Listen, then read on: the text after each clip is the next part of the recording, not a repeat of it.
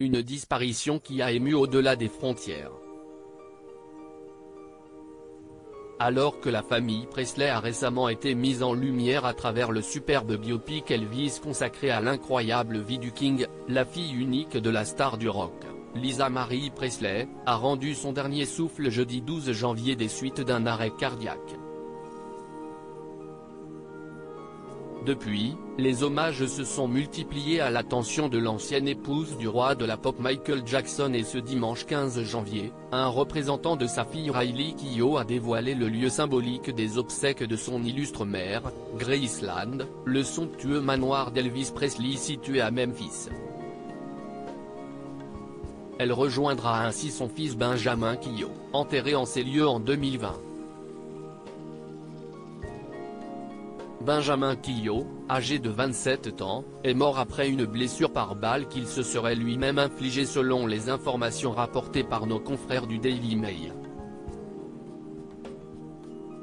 Cette tragique disparition avait profondément bouleversé son illustre mère, comme l'avait confié à l'époque le manager de l'auteur-compositrice-interprète. Elle a le cœur brisé, elle est inconsolable et plus que dévastée, mais elle essaie de rester forte pour ses jumelles et sa fille aînée Riley. Elle adorait ce garçon. Il était l'amour de sa vie. Une perte d'autant plus bouleversante puisque Benjamin Keough ressemblait étrangement à son grand-père, comme l'avait confié Riley Keough. Ben ressemble tellement à Elvis. Tout le monde le prenait en photo parce que c'est tout simplement étrange. Parfois, je suis bouleversé quand je le regarde. Supérieur à Lisa Marie Presley, qui sont les hommes de sa vie?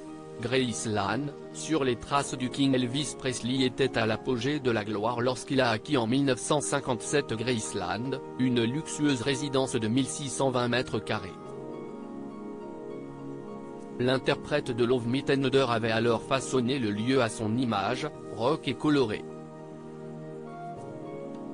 Priscilla Presley, son épouse, et sa fille ont vécu ici avec lui, dans cette demeure qui a été la première maison d'artiste à être déclarée monument historique national.